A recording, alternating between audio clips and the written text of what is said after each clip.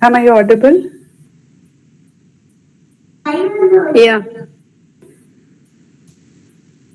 Thank you. Good evening, all. Myself, Rosemary Baby, Research Scholar, Department of Physics, Marathaneshes College. Let's start today's session with a silent prayer.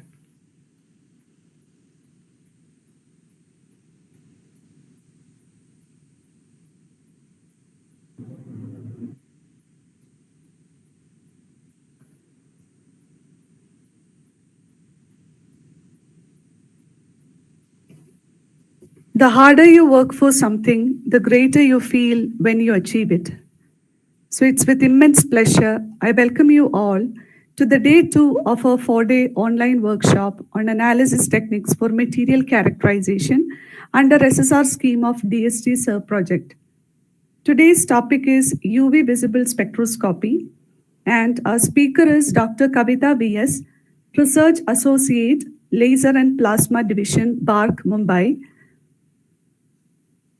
Participants, for your kind attention, please turn off your camera and microphone. Feedback link will be provided in the chat box in between the session. Your response will be treated as your attendance. I welcome you, ma'am, Dr. Kavitha, ma'am, a resource person, to start the session.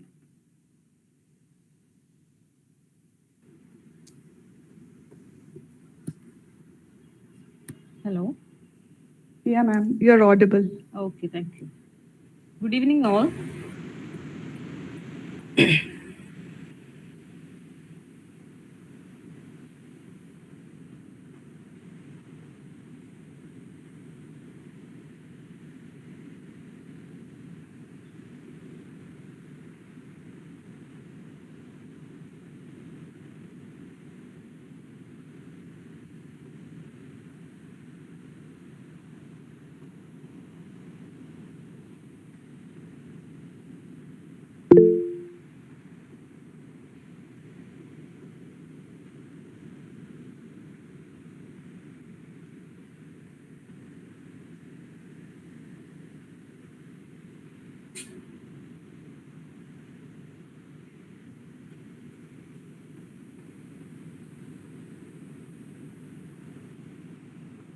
Hello.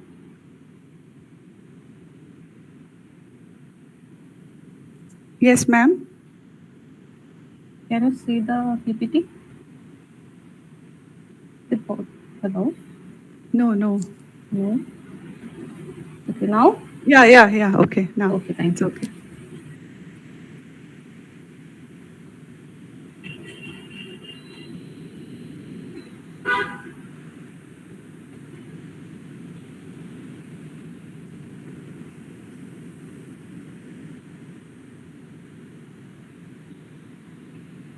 Hello. Yes, ma'am. Now it is okay. Yes, ma'am. Okay, thank you. Okay. Today we are here to discuss something about UV visible spectroscopy. Actually, this UV visible spectroscopy is an important characterization techniques in the field of material science and engineering and also in biology. Okay, using this technique, we can analyze the electronic properties of the material. Okay, this slide gives the outline of my talk. First, I will give an introduction. Then I will discuss the principle behind UV visible spectroscopy. Then I will discuss little bit about instrumentation part. Then I will give some application. Actually, I am from material science and engineering field. That's why I will discuss that application only. Okay. First, UV visible spectroscopy, and it is also known as electronic spectroscopy. What is UV visible spectroscopy? You all studied about spectroscopy. Spectroscopy means, what is spectroscopy? Spectroscopy means it is the interaction of electromagnetic radiation with matter. Okay. Matter means it may be molecule, atom, or ion. Okay. Then UV visible spectroscopy means It is the interaction of UV visible radiation with matter. Okay, you know what is electromagnetic spectrum and what is the wavelength range of UV visible. Actually, if we are strictly saying the UV region is from 190 to 380 nanometer and the visible region is from 380 to 750 nanometer. Okay, so if we are broadly speaking, we can say that UV visible spectroscopy is meant for that wavelength range that is from 200 to 800 nanometer region. Okay, if and if a radiation between this wavelength region, that is between 200 and 800 nanometer region, falls on a material, there will be some interactions.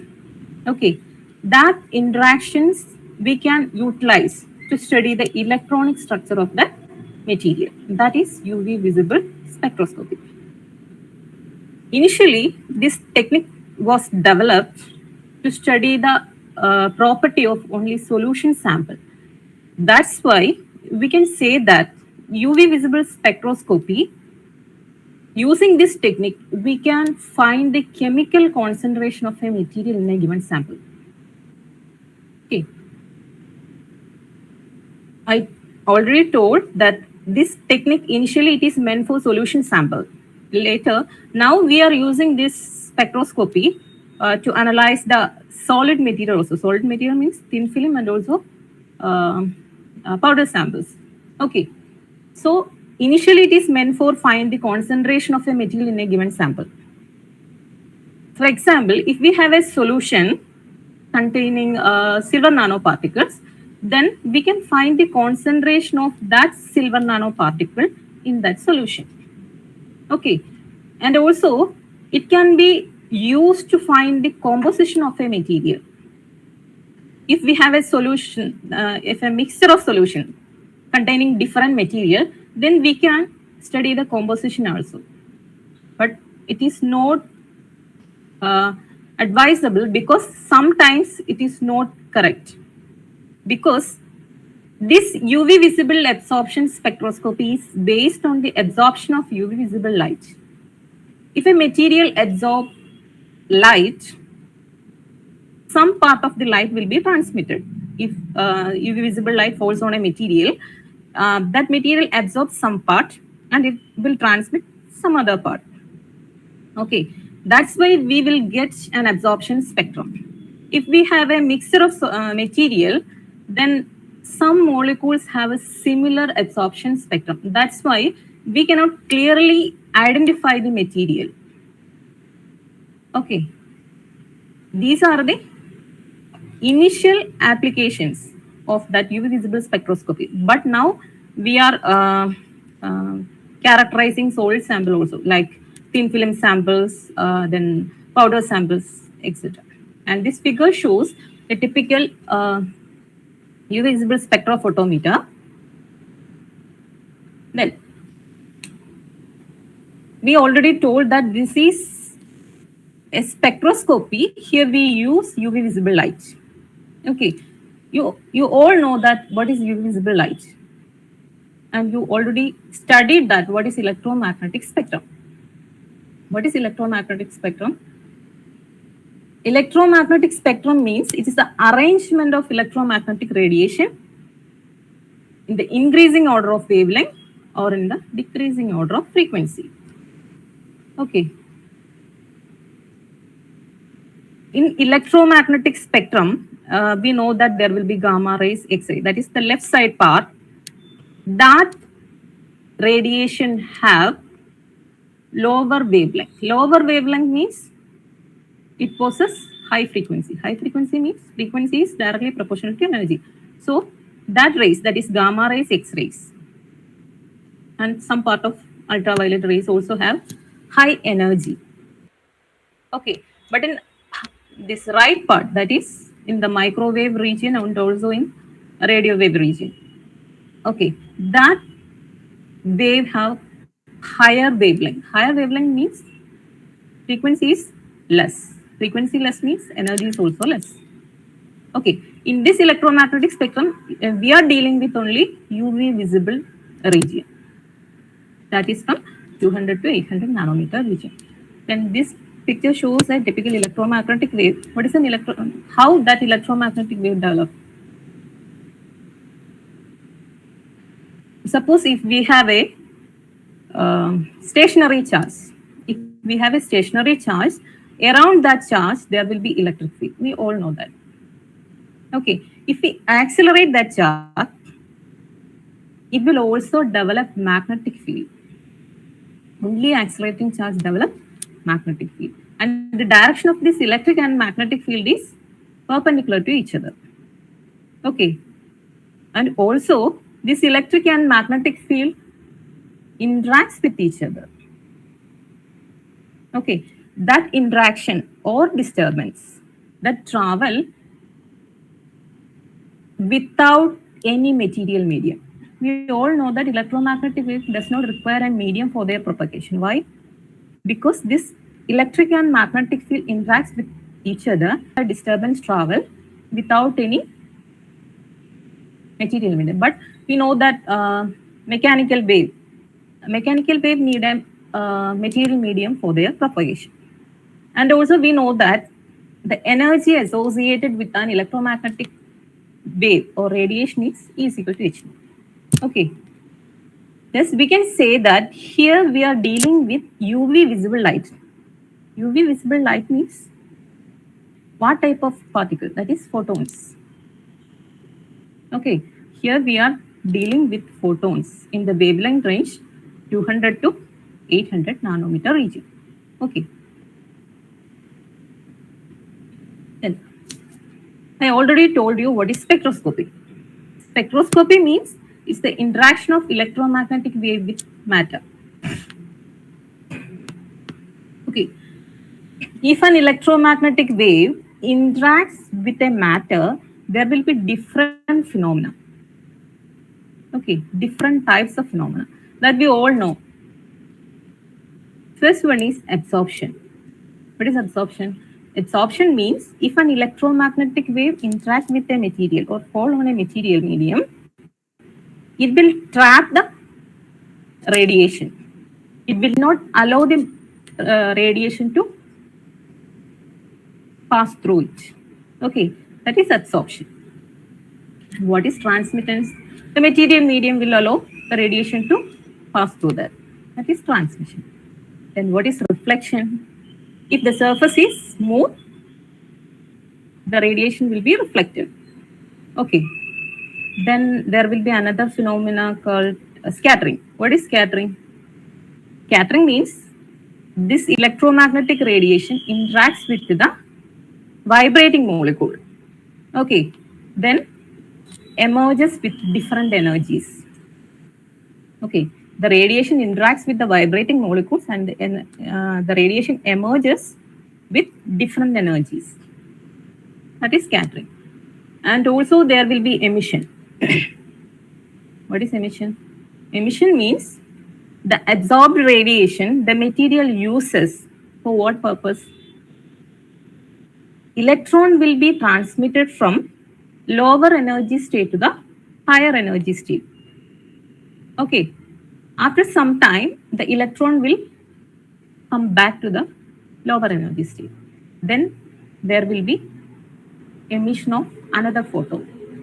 That is known as emission. Okay. These are the different types of phenomena when an electromagnetic radiation interacts with a matter.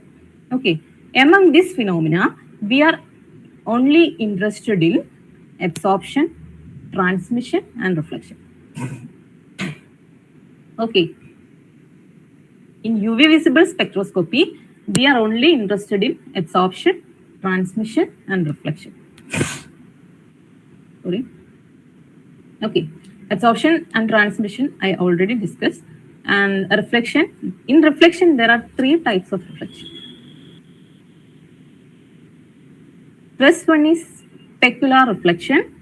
Second one is diffuse reflection. And the third one is total internal reflection. We know that what is specular reflection, diffuse reflection, and total internal reflection. What is specular reflection? If our surface is mirror finish surface, mirror finish means smooth surface, then the radiation will be reflected by obeying the law of reflection. That means incident angle is equal to reflection angle. Okay, that is specular reflection. Specular reflection takes place only on smooth surface, that is mirror finish surface. But in our case, but in most of the cases, our samples are that much mirror finish. So we take diffuse reflection. Okay, diffuse reflection means if the sample surface is not that much mirror finish, the reflected rays will be reflected in different direction, not in particular direction. It will be reflected in different direction. Okay, this figure shows that diffuse reflection in red arrow and specular reflection in blue arrow. Okay, then what is total internal reflection? Total internal reflection means if a light ray travels from a denser to rarer medium, and if the angle of incidence is greater than the critical angle, the ray will be reflected back to the same medium. That is total internal reflection. Okay, here in UV visible spectroscopy, we are interested in this type of phenomena. Okay, we are measuring only, sometimes we measure absorption, sometimes we measure transmission, sometimes we measure reflection to study the electronic structure and the optical constant of the material or our sample. Okay. What is UV visible spectra?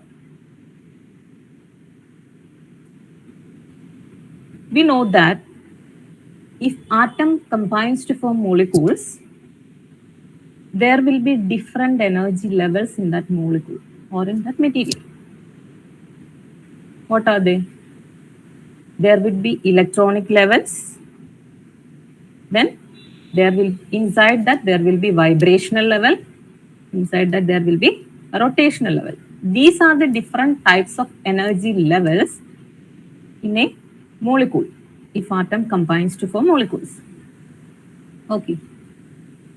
Then the total energy of that molecule or that material system will be sum of these three energies, that is electronic energy plus vibrational energy plus rotational energy. Okay. Then if we are giving a photon having energy in the UV visible radiation, then electrons will be transmitted from one electronic level to the another electronic level. That is, if we are giving radiation in UV visible spectrum, from UV visible spectrum, if we are giving that radiation, transition will occur between electronic levels. Okay.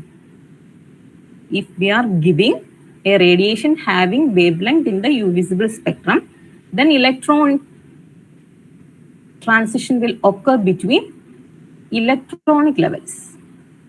Okay, that's why this UV visible spectroscopy is also called the electronic spectroscopy. Okay, sometimes if you are giving radiation that falls in infrared region, then electronic transition will take place between vibrational levels, that is vibrational transition. Okay, and sometimes if we are giving radiation in the microwave region, then a rotational transition will take place. Okay, that we already studied. Okay. If we are giving energy in UV visible region, then electronic transition will occur. If we are giving radiation in the infrared region, then transition between vibrational level will occur. If you are giving microwave radiation, then electron will transit between rotational levels. Okay, this is the case of a molecule. If we are going to the details, we can say that in UV visible spectroscopy, electron will transit from HOMO level to LUMO level. Okay. If you are going to the details of electronic levels, we have ground state and also excited state. This blue line shows the ground state and the yellow line shows the excited state. Okay, this is the ground state. That's why the electrons are filled here. This is the excited state, that is vacant. And these ground states are called occupied molecular levels. Occupied means electrons are occupied in the sites. Okay, and this is the unoccupied molecular levels. It is not occupied by electrons. Okay, and the top level in this ground state is called the highest occupied molecular level. This top level is called the highest occupied molecular level. And this, in the excited state, the lower line, lower level is called the lowest unoccupied molecular level. Okay, if we are giving energy in the UV visible region, electron will transit from this HOMO level to the LUMO level. Okay, that's why in UV visible spectroscopy, we are interested only in this energy gap. We are looking this energy gap. Okay, that is between HOMO level and LUMO level. Then, what are the electronic transition? What type of electronic transitions are there in UV visible spectroscopy? If we are looking to the electronic levels, what are the transitions? We know that in a molecule, there will be different types of electrons. We already studied that sigma bonded electrons, pi bonded electrons, and non-bonded electrons. Okay. Here, the electronic levels are shown here. Here, sigma and pi is called the bonding atomic orbitals. These levels are called bonding atomic orbitals. Then N is the non-bonded atomic orbitals. Okay, this is the electronic levels in a molecule. Then this pi star and sigma star is known as anti-bonding molecular orbitals. Okay, these are the different types of transition between these levels if we are giving UV visible radiation. Actually, when atoms combine to form molecules, you know that there will be bonded electrons, anti-bonding electrons, and non-bonded electrons. Okay, and this, if atoms combines to form molecules, these sigma bonded electrons are tightly held between that atomic orbitals. Okay, that's why we need more energy to make that transition. And also, that is clear from this picture. We can see that from sigma to sigma star transition requires more energy. But this transition does not require that much of energy. Okay, so the sigma to sigma star transition requires higher energy. That means it needs radiation having wavelength lower than 200 nanometer region.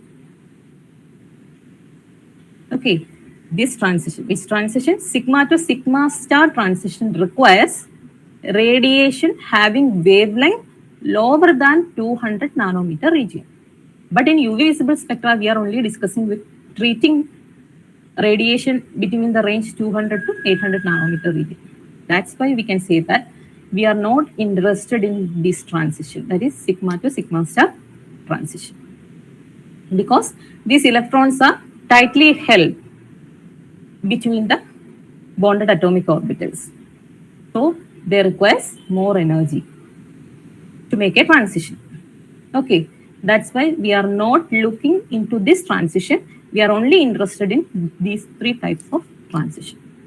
And the energy of the transitions are given here. The variation in energy. Okay. Then we are moving to the principle of UV visible spectroscopy. I already told that in the initial stage, this spectroscopy is meant for solution samples. That's why the law is also developed from that situation. Okay. First law is Lambert's law. What is Lambert's law? Lambert's law states that if I have a solution, you see this picture, in this picture we have a solution and we are passing a radiation of light having intensity I0 through the solution. Okay, and the length of this QH, this is called the container is called a QH. Okay, the QH contains that solution. Okay, this is the length of that solution path. When this I0 intensity radiation travels through this solution, some of the radiation will be absorbed and the emerging intensity will be I.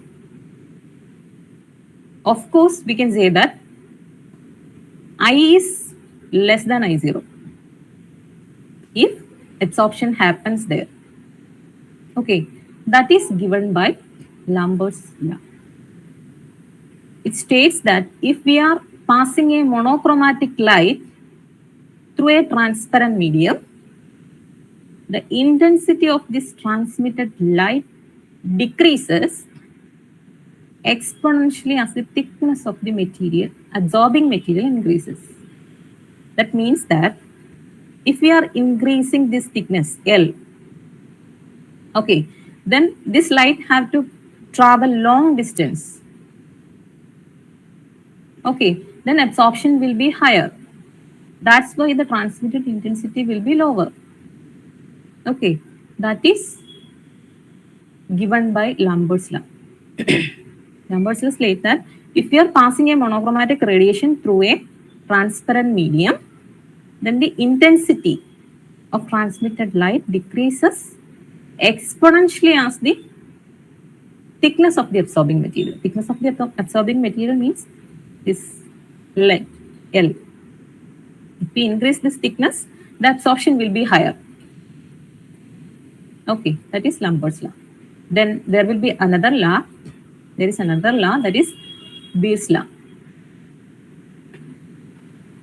Beer's law states that if we are passing a monochromatic radiation through a solution, the transmitted intensity decreases exponentially as the concentration of the absorbing substance. Suppose if we have a material in this solution, some nanoparticles. Okay, that nanoparticle absorbs some amount of energy. If we pass light through this, then the transmit intensity will be less than this I0. Okay, if we increase the concentration of that nanoparticle, then the transmitted intensity again decreases, right? That is given by Beer's law. Beer's law states that if we increase the concentration of this sample, the absorption of the radiation increases. That's why the transmitted intensity decreases. Okay. So, together, this law can be mathematically stated like this. That is known as Beer-Lambert's law. We can state these two laws together. That is Beer-Lambert's law is mathematically stated like this. Absorption A is equal to epsilon Cl. Epsilon is a constant. It is known as the molar absorption constant. From this equation, we can see that absorption is directly proportional to C and L. That is given by these two laws. If we increase the concentration, absorption increases. If we increase the length of that solution, or path length of the light, the absorption also increases. Okay. And the transmittance can be given by this equation I by I0. From this, we can see that this transmittance is the ratio of two intensities. That's why transmittance does not possess any units. Okay, usually we are taking the percentage of transmittance. In UV visible spectroscopy, we are taking the percentage of transmittance. Percentage of transmittance can be given by this equation. Okay, and also from this we can see that absorption also does not have any unit because the unit of molar absorptivity is this, and concentration unit is this, and length unit is centimeter. So we can say that absorption also is a absorption does not possess any unit. Okay, we are usually treating like absorption unit. In some figure it is written like that, absorption unit, but it is not correct. Then what is the relation between absorption and transmittance? If we derive a relation between absorption and transmittance, we can say that absorption is equal to 2 minus log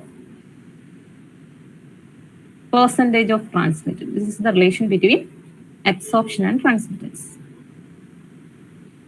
Okay.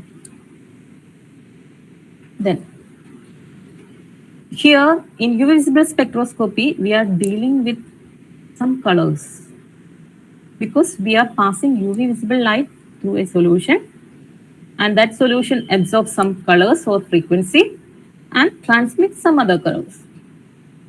Okay, then what is the color of an object? What is the color of an object? You see here we have a solution having a blue color, and we are passing some colors through this solution, and this color absorbs red and orange color and transmit other 5 colors. Okay, then these colors make the solution blue, that make the sense of blue. Then what is the color of an object? What do you mean by color of an object? Actually, our eye sees the complementary color to that which is absorbed by that material. That means if we have a solution having color green, okay, and we are passing some colors through that solution, actually that solution absorbs colors other than green. It transmits green color. Okay, that is the color of an object. We can say that our eye sees the complementary color to that is absorbed by that material. Okay, and here is a chart which shows the color of an object and the color of light which is absorbed by that object. If an object absorbs a red color, that object will appear as green. That's the complementary color of red. Okay, if an object absorbs orange color, then the object appears as blue-green color. Okay, if it absorbs yellow color, the object will appear to us as violet color. These are the importance of colors. I discuss the color because we are here dealing with colors, visible colors, and also UV radiation. Okay, and also we are taking the absorption spectrum. Okay, that's why I discussed this slide. Okay. Then instrumentation. This is a simple diagram of a spectrophotometer. Spectrophotometer. Okay. Here we can see that there is a source. Source means we are giving UV visible light. That's why we need two sources. One for UV radiation and other for visible radiation. Usually in UV visible spectrophotometer, we use deuterium lamp or hydrogen lamp for UV radiation. Okay. And for visible radiation, we usually use tungsten or halogen lamp. So in spectrophotometer, there will be two sources, one for UV radiation and the other for visible radiation. Okay. Then there is an entrance slit that will guide the light to monochromator unit. What is a monochromator? Monochromator means it disperses the light. You know what is dispersion? It split the colors or split the wavelength. Okay, we need only monochromatic radiation. That means radiation having single wavelength. Okay, and this single wavelength radiation exit through this slit and it will fall on our sample, and the sample absorbs some part of radiation. Then the rest will be transmitted to the detector, and the detector detect the colors which is transmitted by this solution. Okay. Then sources, mainly 4 parts are there. First one is sources, we already discussed. And these sources we use should be continuous sources. Continuous sources means it should emit radiation of all wavelengths within the spectral region for which it is meant for. Okay, it should be continuous. And also it should be stable and it should have high intensity. That is very important. Okay, then for UV radiation, we usually use deuterium or hydrogen lamp, and for visible radiation, we usually use tungsten or halogen lamp. And if we are scanning a sample in the UV visible region, between 300 to 350 nanometer region, there will be source shift. That means the lamp will shift from visible to UV region. Okay, because that region is smooth. That's why that shifting takes place in that region. There will be no much difference between 300 to 350 nanometer region. The shifting from UV to or visible to UV takes place between this region. If you are scanning a sample in spectrophotometry. Then wavelength selector, that is the monochromator unit. Okay, actually, an ideal wavelength selector should have a single wavelength in the output, but it is not possible in real case. An ideal wavelength selector should have single wavelength. We need only monochromatic light. That's why we require only single wavelength in the output of that monochromator or wavelength selector. But in real case, it is not possible. Most of the monochromator or wavelength selector, monochromator, not generally speaking, wavelength selector, there will be a band of radiation in the output, or not single wavelength. Okay, if we have single wavelengths in the output of that wavelength selector, the performance of that instrument will be better, and we will get better resolving spectra. Okay. Then wavelength selector, there will be 2 types of wavelength selector. One is filter and the other one is monochromator. Usually filters are used for visible region, visible radiation filters. Okay, the output of filter is a band, not a single wavelength. Okay, we are using this filters wavelength selector for visible radiations, and the output of that filter is not a single wavelength. It is generally a band that have a width. Okay, then monochromator. Usually we use uh, prism and grating as monochromator. Okay, earlier stage we use prism as monochromator, but now we use grating because uh, prism does not have that much of resolving power. Okay, but if we use grating, the output of that wavelength selector or that monochromator is single wavelength. That is achieved by rotating that grating. Okay, you know what is grating, and by rotating a grating, we can select a single wavelength for our measurement. Okay, then sample compartment. Third unit is the sample compartment.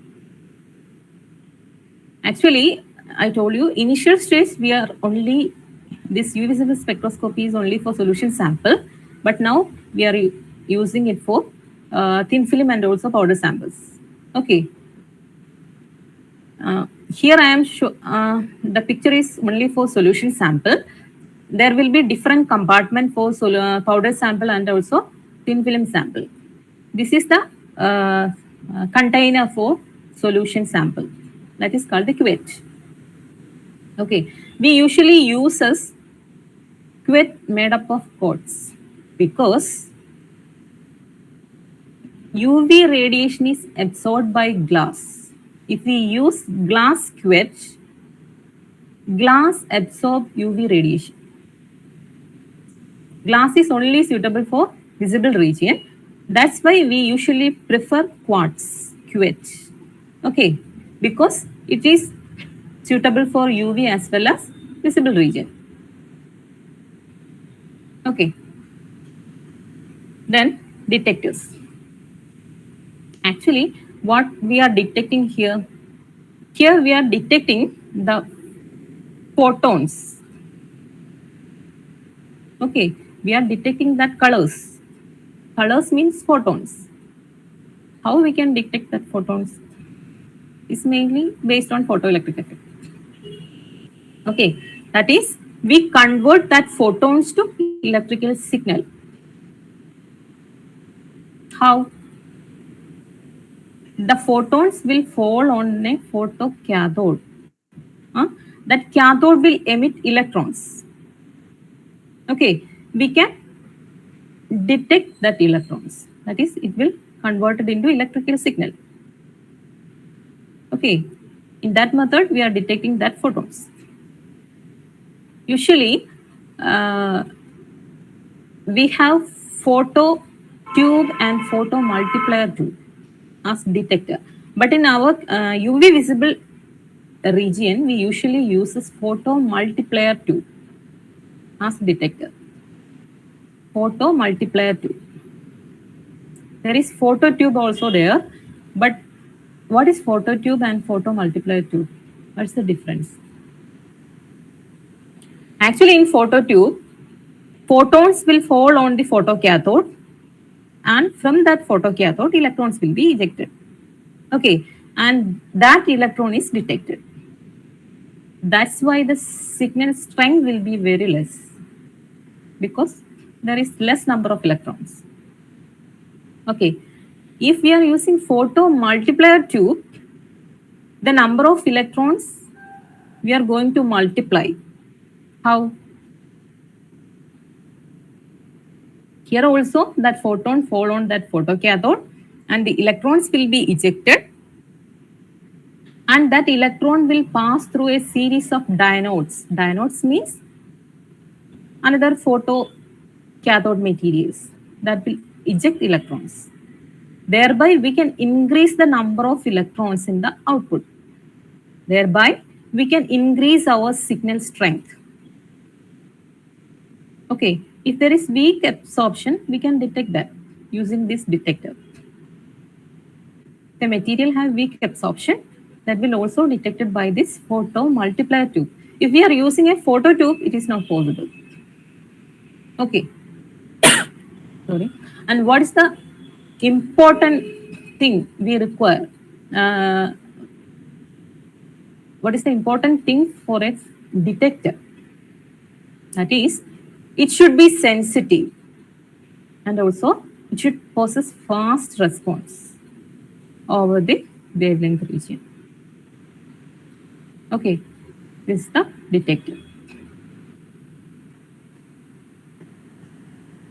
Then we are discussing about double beam spectrophotometer. Double beam spectrophotometer means initially there will be single beam spectrophotometer. What is single beam spectrophotometer? Here we can see that this is double beam spectrophotometer setup. Here there will be two compartments or two slots, one for reference sample and the other for our sample. What is reference? What is sample?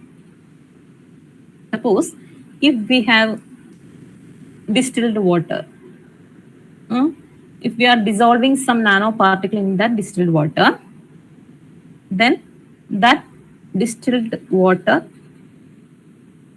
with that nanoparticle is our solution or sample. Okay, that distilled water, that is that solvent, is our reference. Okay, that is the reference sample. Okay, in double beam spectrophotometer, there will be two compartment, one for reference and one for sample. But initially, in single beam spectrophotometer, there will be one compartment. There is only one compartment for the sample. Okay, but we have to measure the absorption of reference and the absorption of our sample. Then what we have to do? First, we have to place the reference sample in the container. Then we have to measure. Then after taking that, we have to place our sample in that container. Then we have to measure. Okay, then we have to manually take the difference, or we have to manually subtract the effect of reference from that sample. Okay, that is actually taking place in single beam spectrophotometer. That will make our work very difficult. Okay, every time we have to place our reference, then we have to take that, then we have to place our sample, then we have to manually take the difference. That is very difficult. So we develop double beam spectrophotometer. This is the diagram of a double beam spectrophotometer. Okay, what's the difference? Here, the output of the monochromator is splitted into two beams having equal intensities. These two beams have equal intensities. This is the beam splitter. It split the incoming radiation having single wavelength into two beams of equal intensity, and that beams are simultaneously passed through this reference and sample. Then we can take automatically, the system will take the difference, or it will compare the transmitted light from the reference and also the transmitted light intensity from the sample. Okay, and it will give an output. It will make our work very easy. Here, now we are using this double beam spectrophotometer. The only difference is what? In single beam spectrophotometer, there will be one compartment for the sample and reference. But in double beam spectrophotometer, it contains two compartments. We can simultaneously place the reference and our sample. Okay. Okay. Then we are going to the application part. First, Using this UV visible spectroscopy, I already told you, we can study the electronic nature or the electronic properties of that material. Okay, I'm mainly from material science area. That's why I'm discussing about the thin film characterization and also powder sample. Okay, here we can calculate the band gap energy, optical band gap energy of a material using transmission spectra. We can take the transmission spectra using a UV visible spectrophotometer and we can plot that. The transmission spectra will be like this. Okay, this is the transmission spectra of zinc doped tungsten oxide thin films. Okay, zinc doped tungsten oxide thin films. And this is the corresponding absorbance spectra. Okay, and from this transmission spectra, we can find the band gap energy of that tungsten oxide, zinc doped tungsten oxide material using Toc relation. It's known as Toc plot. Toc relation. Toc relation equation is alpha of h nu is equal to a into h nu minus e to the whole raised to n. This is the equation. Okay, here alpha is the absorption coefficient. And we know that h nu is the photon energy, incoming photon energy, and Eg is our band gap, optical band gap, and A is a constant. This A mainly depends on the crystalline property of the material. It is a constant. And this N determines the nature of transition. Which type of transitions are taking place? If it is indirect allowed or direct allowed or indirect forbidden or direct forbidden. It is given by the value of N. Okay, this equation is known as Toc relation. Okay, then this alpha, absorption coefficient alpha, we can find from this transmitted spectrum.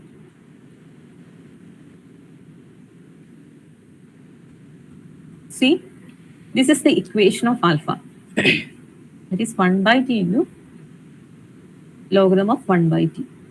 Here, this small t is the thickness of the film. I am dealing with only a thin film sample. That's why I am taking the thickness of that thin film. We can take the thickness of the thin film using different method. Okay. And this small t is the thickness of that thin film. And this capital T is the transmittance of that film that we record using visible spectrophotometer. Okay. Then we can plot a graph with alpha raised to 1 by n in the y-axis and the photon energy h nu in the x-axis. Okay.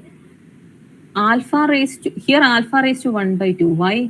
I told you the value of n determines the nature of transition. If the value of n is 1 by 2, then the electronic transition is direct allowed. Okay. Okay. Then if it is 3 by 2, the transition is direct forbidden transition. Okay. If the value of n is 3, that is indirect allowed transition. If the value of, 2, if the value of n is 3, then it is indirect forbidden transition. Okay, in this tungsten oxide, zinc doped tungsten oxide film, here the value of n is 2. You just look at this equation, the value of n is 2. That's why when here it comes as 1 by n. Okay, then it will be alpha raised to 1 by 2. Okay, then we can plot a graph with alpha raised to 1 by 2. Generally speaking, we can say that in y-axis, we can take alpha raised to 1 by n. And in x-axis, we can take the photon energy. Then we will get a graph like this. Okay. Then from that graph, we can find the band gap energy. How? We have to extrapolate this straight line portion of this graph. This graph contains a straight line portion, and that portion we have to extrapolate to the energy axis. We have to draw a straight line from the straight line portion of this graph to the x-axis. Then this value around 2.71 gives the optical band gap energy of that material. Okay. Once again, what we have to do, we have to take the transmission spectra, then we have to find the absorption coefficient using 1 by t is equal to, using alpha is equal to 1 by t, natural logarithm of 1 by capital T, using this equation. Okay, then we have to find if the, first we have to realize what type of transition are occurring in that material. Then we have to put that values for n. Then we have to draw a graph with the alpha raised to 1 by n versus h nu. Then we get a graph, and that graph contains a straight line portion. Then we have to extrapolate that straight line portion using linear fit. Okay, in origin there will be linear fitting icon. So we have to linear fit that portion to the x-axis, and that value gives the band gap energy of that material directly. Okay. Then we can find the band gap from a reflection spectra also. It is usually meant for powder samples. Okay, we can take the reflection spectra, and from that reflection spectra, we can find the band gap energy of that material.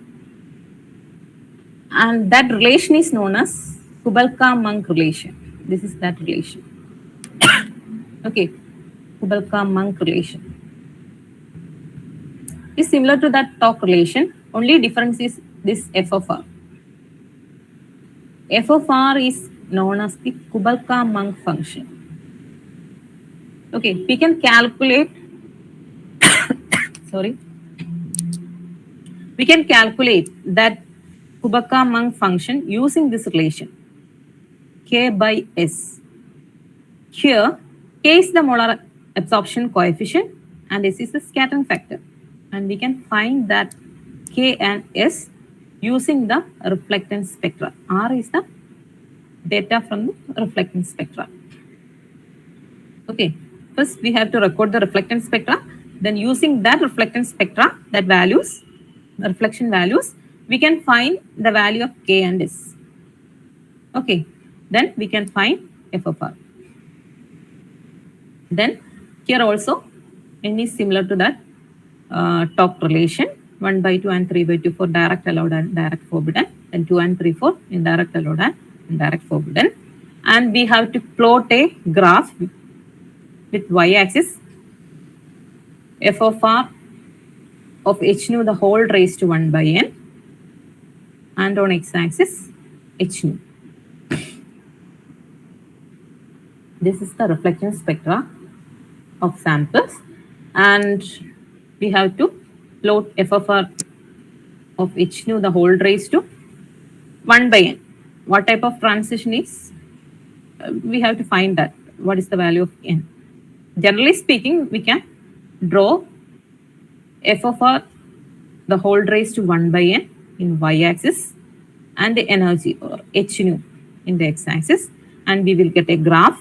Then we have to extrapolate the straight line portion to the energy axis. Energy axis means the x-axis, and that value gives the band gap energy of that material. Okay, so this reflection band gap energy calculation from reflection spectra usually that is for powder samples. That is correct for powder sample. It is not that much correct for thin film samples. Okay. Then we can calculate the refractive index and thickness of thin film from the transmittance spectrum. Okay, we can find the refractive index and thickness of a thin film from the transmittance spectra, and this method is known as Swanepoel envelope method. Swanepoel envelope method. Here you can see that there is a transmission spectra. Here is the transmittance spectra, and we can find the refractive index using this relation from this transmittance spectra. Okay, here S is a constant. We usually take the value of S as 1.51. That is a constant. Okay, then we have to find the value of capital N. Okay, for finding the value of capital N, we use this transmittance spectrum. For this transmittance spectra, there is two portion for this transmittance spectra. That is, one portion is having medium and weak absorption. In this transmittance spectra, maybe it is from this region 900 to 1800. In that region, there is only medium or weak absorption. You can say like that. Okay, from this region to this region, the sample have only medium or weak absorption. But in this region, there will be strong absorption. Okay, usually we take this region, that is medium and weak absorption region, this region. Okay, then from that region, we can find the value of capital N. Okay, S is 1.51 and Tm and T capital M and T small m is the value of transmittance maximum and transmittance minimum. Okay, if we have a transmittance spectra using origin software, we can fit the envelope, lower envelope, that is this blue line, and upper envelope, that is this red line. Okay, then this value corresponding to this transmittance, this is the transmittance maximum. Okay, then this value, that is corresponding to this value, around 60%. This is the value of T minimum, transmittance minimum. Okay, using that values, we can find value of capital N. If you are taking strong absorption region, that is a region having low transmittance, then we can use this equation. We usually take this equation. Okay, from that equation, that is from this equation, we can find the value of N, and we can put the value of N here, N and S. Then we can find the value of refractive index. Okay. Then from this transmittance spectra, using Swanepoel method, we can find the thickness of the film also. To find the thickness of the film, we have to find lambda 1, lambda 2, N1 and N2. This is the equation. Okay, where N1 and N2 are the refractive indices of two adjacent minima or maxima. We have to take the refractive indices of two maximas, adjacent maximas, this one and this one. Okay. Otherwise, we have to take two adjacent minimas, refractive indices of two adjacent minimas. This refractive index and this refractive index. Okay, that is N1 and N2. N1 and N2 are the refractive indices of two adjacent minima or two adjacent maxima. And lambda 1 and lambda 2 are the corresponding wavelength. If we are taking the refractive index of this minima, then we have to take the corresponding wavelength corresponding to this point. And this corresponding to this point also, we have to take the wavelength. Then we have to put in this equation. From this, we can find the value of thickness of the film, that is small t. Okay, this is the Swansford method to calculate the refractive index and the thickness of thin films. Then we can also calculate the refractive index of a material from reflection spectrum or thin film from reflection spectra using this equation. We can find the extinction coefficient K as kappa, kappa as alpha is the absorption coefficient that we can find from transmittance spectra. Okay, alpha is the absorption coefficient of that film that we can find from the transmittance spectra using the equation 1 by thickness into natural logarithm of 1 by transmittance that we already discussed. Okay, then putting in this equation, we can find the extinction coefficient of the film. Okay, and using this extinction coefficient, we can find the refractive index of the film from the reflectance spectra. R is the value of reflectance. Okay, we have to put the reflectance data and also the value of corresponding value of extinction coefficient. From this relation, we can find the refractive index of the film. Okay, these are the some of the applications of UV visible spectroscopy in thin film or material science.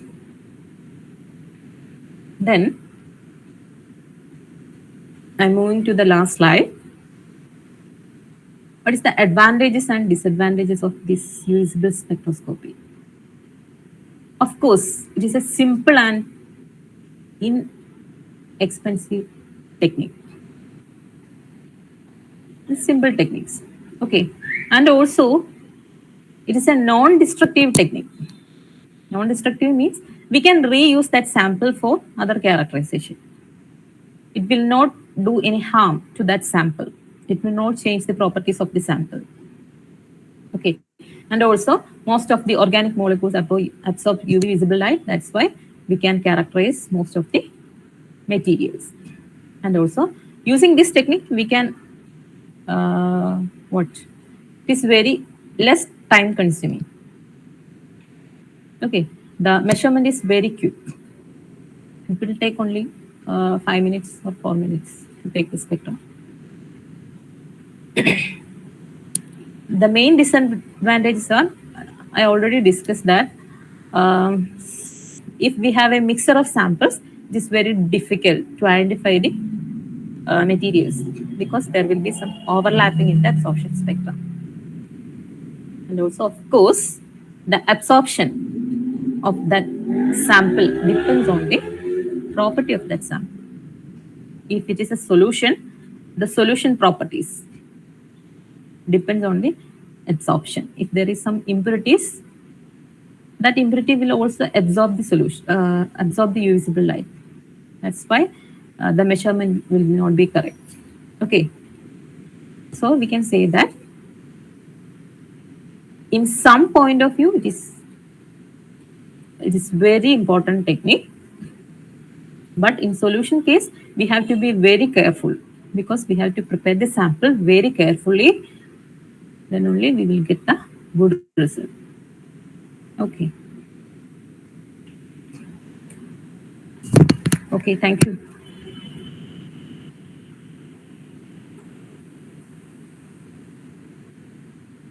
Hello. Thank you, ma'am. Thank you, ma'am. Thank you, ma'am, for sharing your valuable knowledge with us. Ma'am, it is actually clear and precise. Now, participants, if you have any doubts or queries, you can ask.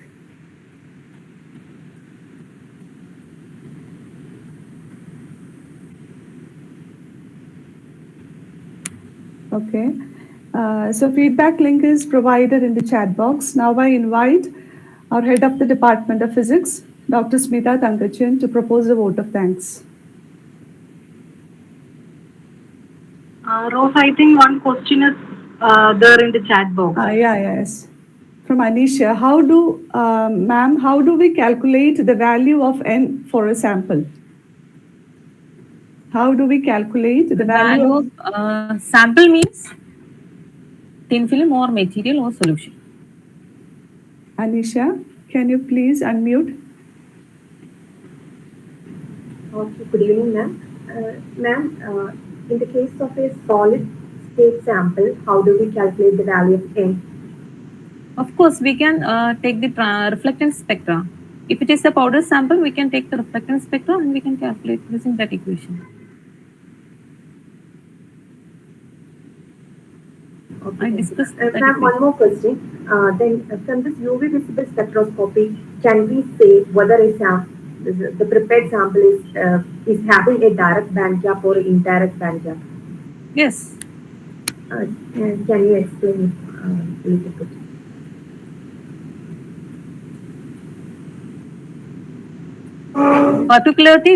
Particularly, we have to identify this direct or indirect.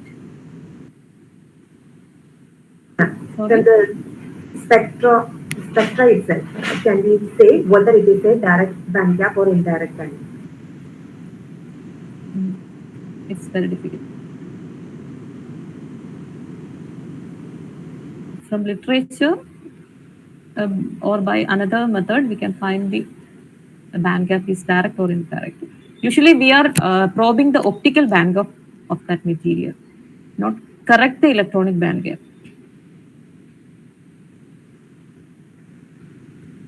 Okay, thank you, ma'am.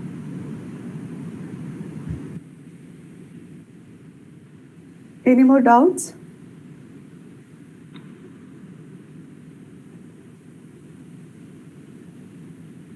Okay, I think one more question is coming. How will you calculate the n value for a? No composite material. Can you read it out, Rose? Yeah, Not this. how will you calculate the n value for a new composite material? First, Maybe we the can take the reflection spectrum. refractive index for a new material. Okay, we can take the reflectance spectra and we can calculate using that equation. If it is new material, the absorption coefficient will be different. That's the problem. For composite materials like powders, it's a powder sample, we usually use reflectance spectra to find the refractive index. Using, we have to find the extinction coefficient also.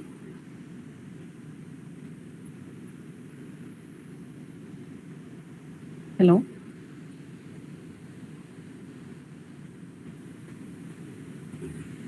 No, I think it's clear.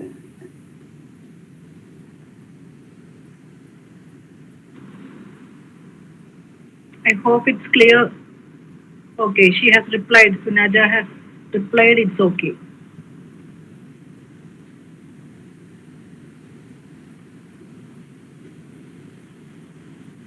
Any other doubts?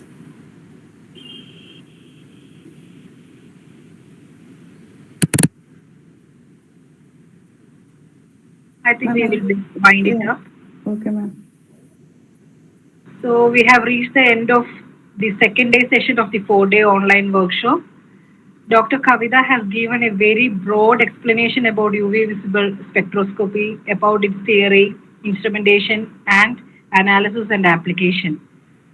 She explained in such a manner that even a researcher who has just joined or just begun his or her journey in research was able to follow it. On behalf of Department of Physics and all participants, I express our heartfelt gratitude to you, Dr. Kavitha. Thank you so much. Thank you. Thank you. In second day session also, we had almost 120 participants. So on behalf of MA College, I take this opportunity to thank each and every participant who have joined us from different institutes. Thank you so much. Thank you. Tomorrow, we are having the session on Raman spectroscopy led by Dr. Jenny James from Oxford University. So I hope to see you all tomorrow sharp at 7 p.m. Thank you all.